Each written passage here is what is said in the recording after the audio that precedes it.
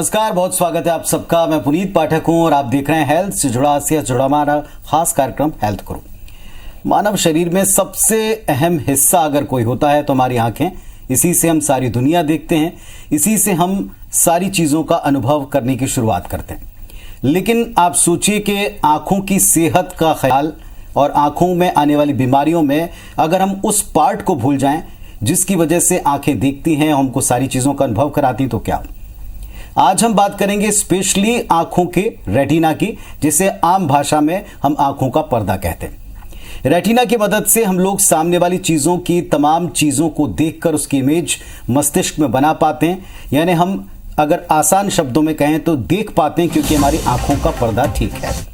लेकिन बदलते लाइफस्टाइल और नजरअंदाज करने की जो हमारी आदत है, इसकी वजह से कई दफा समस्या को हम इतना बढ़ा लेते हैं कि फिर हमारी नजर कमजोर हो चलती है। और इसकी सबसे बड़ी वजह है हमारे रेटिना में आने वाली खराबी। खास तौर पर जब हम ऐसे समय में, जब विश्व में कैपिटल के तौर के ऊपर, खास तौर पर जब शुगर की बीमारी इतनी बढ़ रही है, शुगर कैपिटल के तौर के ऊपर हम आज अपनी समस्याओं को इतना बढ़ा चुके हैं, तो रेटिना का क्या हाल होता है, रेटिनल समस्याएं किस किस तरह की हो सकती हैं, उनका क्या इलाज मौजूद है, ये सब बातें आज डिटेल में हम अपने इस हेल्थ गुरु में अपने एक्सपर्ट के साथ आपके साथ साझा करेंगे। तो शुरुआत करते हैं आज के हेल्थ गुरु के।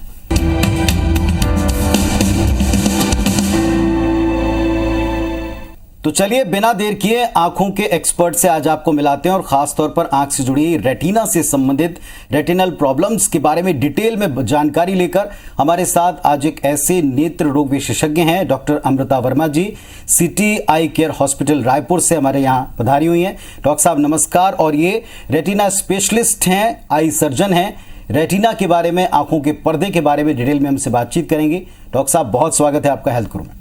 नमस्कार पुनीत जी, और दर्शकों को भी मेरा नमस्कार। धन्यवाद मैम। सबसे बड़ी बात यह कि रेटिना को लेकर खासतौर पे, जैसे मैं कह रहा था कि डायबिटीज को लेकर हम डायबिटिक कैपिटल बन चुके हैं, हमारा देश, ये चिंता की बात है। और ऐसा हमने सुना है, पढ़ा है कि इसका सबसे बड़ा असर हमारी आंखों पर पड़ता है, रेटिना पर पड़ता है। तो रेटिना संबंधित मुख्यतः कौन से रोग हैं और इनकी शुरुआती लक्षण क्या होते हैं? देखिए, रेटिना संबंधित कई रोग होते हैं। सबसे पहले हम बात करते हैं, अगर आपके शरीर में बीमारियां होती हैं, जैसे डायबिटीज, जैसे आपने बताया। दूसरा है उच्च रक्तचाप या हाइपरटेंशन, जिसको बोलते हैं बीपी की बीमारी, उसका असर। इन दोनों बीमारियों का असर आपके आंख के पर्दे पर पड़ सकता है। बाकी हम बात करें, जैसे सामान्यतः चश्मे का नंबर होता है, जिनको माइनस का ज्यादा नंबर रहता है, उनके पर्दे पर भी इसका असर बहुत ज्यादा पड़ता है। और बीमारियों की बात करें तो जैसे रातों में कम दिखना, कुछ लोगों को नाइट ब्लाइंडनेस की बीमारी होती है, वो भी पर्दे की बीमारी है। कभी कभी आपने सुना होगा कि अचानक से चोट लगने के बाद दिखना बंद हो गया, जबकि आगे सब कुछ ठीक है। तो ऐसे में पर्दा भी खिसक सकता है आंख का। ये सब पर्दे की बीमारियां हैं जो समांतर रूप में पाई जाती हैं। क्या रेटिना को लेकर के कोई ऐसा अलार्म है जिसको देखते हमको समझ जाना चाहिए कि ये छोटी मोटी बीमारी नहीं है, अब आपको फौरन किसी एक्सपर्ट के पास, आपके पास आना है? जी हाँ, कोई कोई ऐसे सिम्टम्स होते हैं जिन्हें हम रेटिना के मानते हैं। इसमें सबसे पहला है कि आंखों के अंदर आपको छोटे छोटे से मच्छर दिखाई पड़ने लगते हैं। ऐसे काले काले धब्बे अगर आंख में घूमते हुए दिखने लगे, एक बड़ा धब्बा या कई छोटे छोटे मच्छर जैसे धब्बे, तो तुरंत रेटिना स्पेशलिस्ट के पास चाहिए। दूसरी चीज ये है कि जिस तरह से बिजली गिरती है, उस तरह से आंख के अंदर लाइट की फ्लैशेस आने दिखने लगे, तो तुरंत आना है आपको। अगर आपको ऐसा लगे कि कोई भी एक तरफ से देखने में ऐसे आंखों में पर्दा आने लगा है, एक तरफ का दिखना कम हो रहा है, तो तुरंत बताने की जरूरत होती है आपको। इसकी क्या वजह, जैसे एक तो हमने डायबिटीज की बात की, एक वजह डायबिटीज हमको समझ में आती, क्या लाइफस्टाइल के कोई ऐसे फैक्टर्स हैं जिनको हम अगर दूर करें या सुधार लें तो हम इससे बच सकते हैं? तीसरा, जैसे आपने बताया चोट लगना, इसके अलावा क्या अनुवांशिक भी ये कोई प्रॉब्लम देता है? जी हाँ, अनुवांशिक प्रॉब्लम होती है, पर सबसे पहले हम बात करते हैं लाइफस्टाइल की, जो आपने करी है जी। हमारी जो लाइफस्टाइल है, इसमें इस समय धूम्रपान या स्मोकिंग देखा गया है कि बहुत ही कॉमन चीज होती है। तंबाकू खाना, गुड़ाकू खाना, इन सब चीजों का सीधा असर आपकी आंख के पर्दे पर पड़ता है। जो ये स्मोकिंग करते हैं उनको आंख में जो मैक्युला देखने का हिस्सा है वो उम्र के साथ घिसने लगता है। अब कोई आपकी शरीर का वो पार्ट है जो काम करते जा रहा है जब से आप पैदा हुए हैं, तो उम्र के साथ उसका घिसना स्वाभाविक है। मगर एक नॉर्मल इंसान में ये जो घिसाव है, इसके जो लक्षण है, ये 60 की उम्र के बाद शुरू होते हैं। मगर अगर आप एक स्मोकर या आप धूम्रपान करते हैं तो ये असर आपको 40-50 की उम्र से ही देखने का हिस्सा घिसना शुरू हो जाता है, जिसके कारण नजर बहुत कम हो सकती है।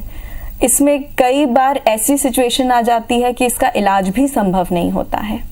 ये तो हो गई पहली लाइफस्टाइल की बात। फिर अब आते हैं अनुवांशिक, जैसे आपने बात करी, तो इसमें जो सबसे कॉमन हेरिडिटरी या जेनेटिक जिसको बोलते हैं, जो आपके माता पिता से बच्चों में जा सकती है, वो बीमारी है रेटिनाइटिस पिगमेंटोसा की।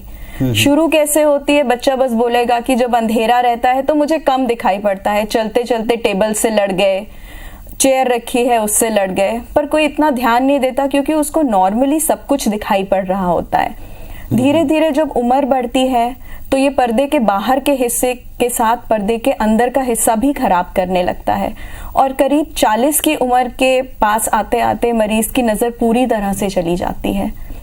इसमें इम्पोर्टेंट ये है कि ये बीमारी अनुवांशिक है, जैसा हमने बताया। तो अगर किसी को है तो उनके बच्चों में इसकी जांच होना शुरुआती तौर से ही बहुत जरूरी है, ताकि हम इसे समय पर पकड़ पाएं। कई सारे बच्चे हमने ऐसे देखे हैं जन्म के समय कुछ उनमें दिक्कतें शुरू हो जाती हैं, और ऐसा माना जाता है कि तब आप आई स्पेशलिस्ट को तकरीबन 2-2.5 साल तक, 5 साल तक आप दिखाएं। क्या उसमें रेटिनल प्रॉब्लम भी शामिल है? कुछ प्री बर्थ वाले जो बच्चे हैं, क्या उनमें भी प्रॉब्लम होती है? बिल्कुल बिल्कुल। और प्री टर्म जिसको कहते हैं, जो समय से पहले बच्चे हो जाते हैं, अपने 9 महीने के समय के पहले, उनमें सबसे ज्यादा प्रॉब्लम रेटिना की ही होती है, और इसको रेटिनोपैथी ऑफ प्री मैच्योरिटी बोलते हैं। जी, प्री मैच्योर बच्चे। जी, जो समय के से पहले बच्चे हो जाते हैं, क्योंकि उनमें जो नसें होती हैं आंख में, वो पूरी तरह से बनी नहीं होती हैं। इस कारण से पर्दा पूरी तरह से काम नहीं कर पाता है, और धीरे धीरे इतना खराब हो सकता है कि वो पूरी तरह उखड़ जाए और देखना पूरी तरह समाप्त हो सकता है। इसलिए कहा जाता है कि जो भी बच्चे प्रीटर्म मतलब समय के पहले हुए हैं, या लो बर्थ वेट, जिनका वजन बहुत कम होता है, 1500 से कम रहता है, उन बच्चों का पैदा होते ही पर्दे की जांच बहुत जरूरी होती है। ऐसा भी हमने, जैसे आपने प्री टर्म का जिक्र किया, तो बताया जाता है कि जो प्री टर्म बच्चे हैं जिनको ऑक्सीजन शुरुआत में दी जाती है, लगा के रखी जाती है, जिनको नीटल आईसीयू में हम रखते हैं, क्या उनको कंपलसरी तौर के ऊपर रेटिनल जांच कराना चाहिए? क्योंकि जितने दिन ऑक्सीजन लगी, ये एक फैक्ट सुनने में आया कि उनकी आंखें उतनी कमजोर होती हैं। ये रेटिनल प्रॉब्लम हो सकती है क्या? जी जी जी बिल्कुल। जितने भी बच्चे, जैसे मैंने बताया, टाइम के पहले होते हैं, वीक होते हैं, उन्हें ही इस ऑक्सीजनेशन की जरूरत पड़ती है, और उनके लिए कंपलसरी है कि वो उनके पर्दे की जांच हो। वैसे तो आजकल हम सभी को कहते हैं कि आपको एक एज के बाद में अपना रूटीन चेकअप कराना चाहिए। आई टेस्ट के लिए और स्पेशली रेटिनल टेस्ट के लिए क्या कोई इंटरवल आप डिसाइड करते हैं, या किसी खास उम्र के बाद आप कहते हैं कि आपको जरूर रेटिनल टेस्ट एक बार कराना चाहिए?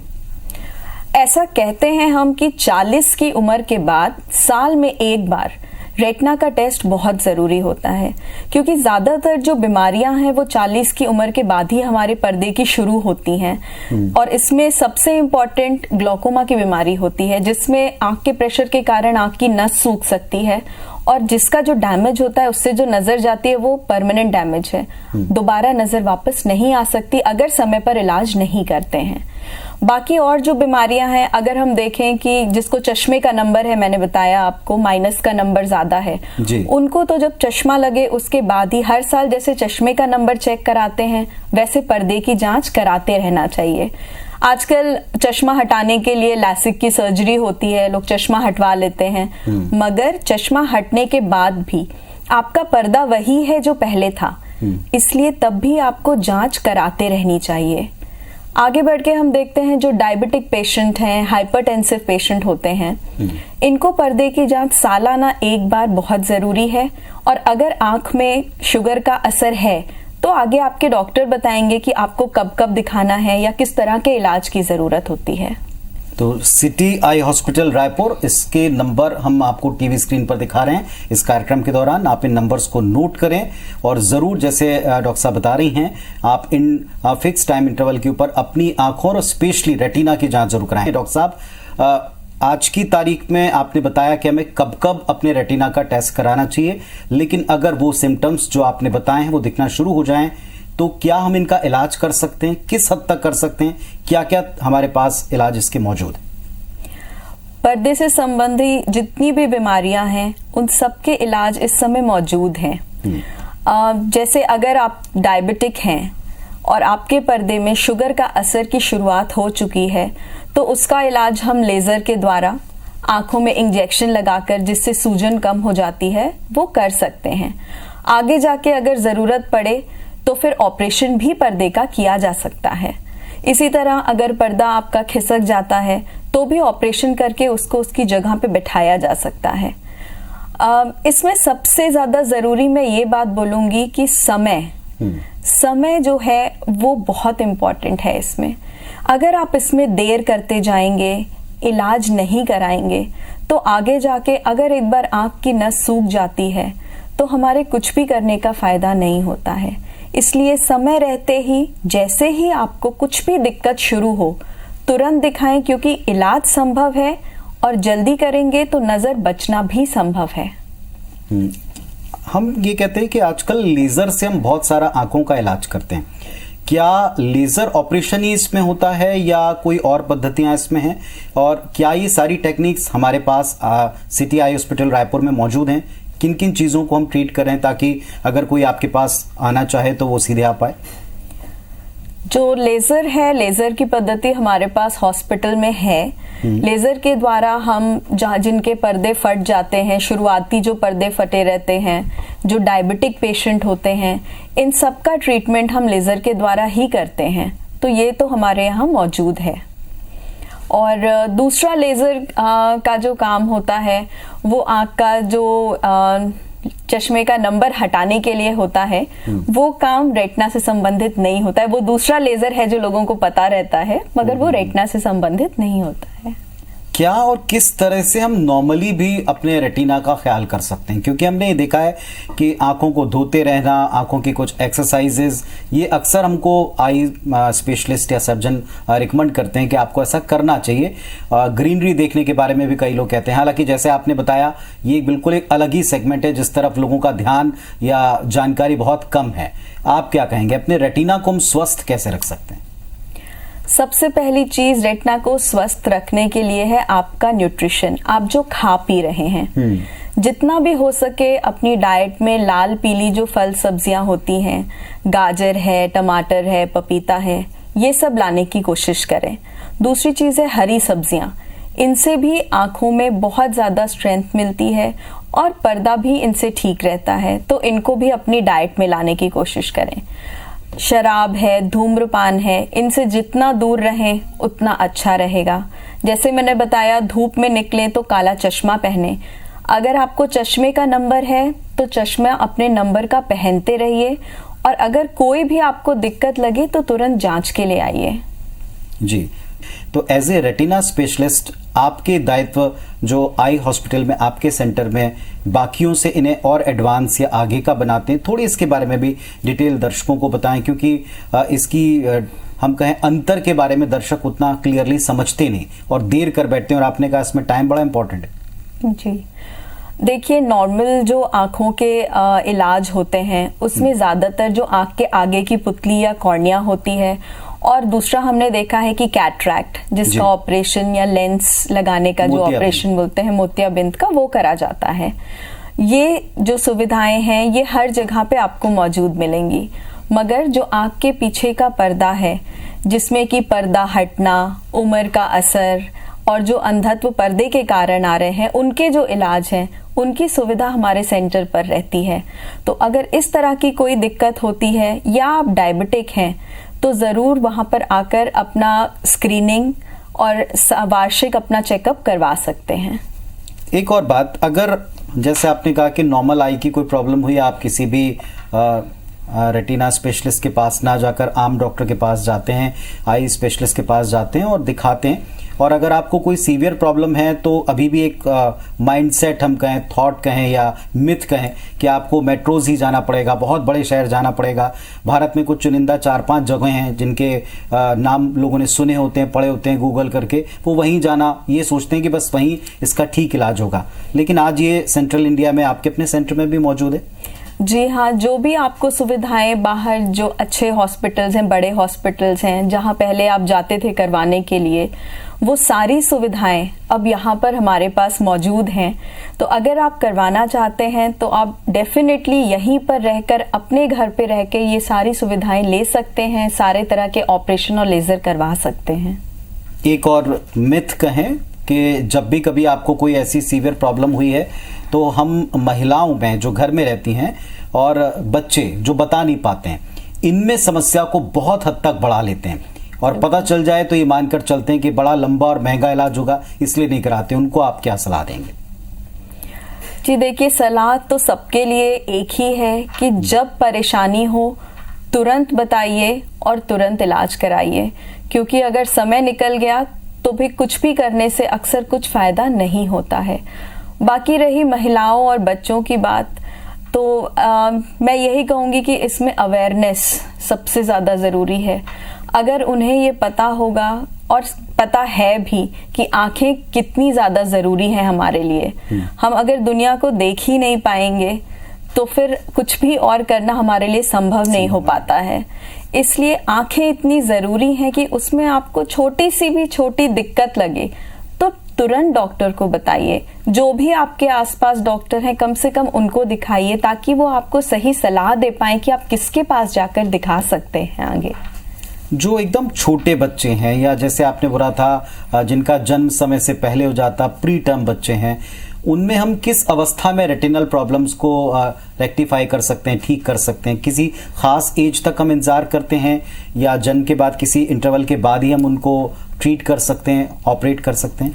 देखिए, जो प्री टर्म बेबीज होते हैं उनकी जो प्रॉब्लम होती है पर्दे की, उसका इलाज तुरंत करना सबसे ज्यादा जरूरी है। क्योंकि अगर थोड़ा भी समय बीच में निकला तो ये परेशानी इतनी बढ़ सकती है कि पर्दा उखड़ सकता है और दोबारा नजर आने का चांस भी नहीं रहेगा आंख में।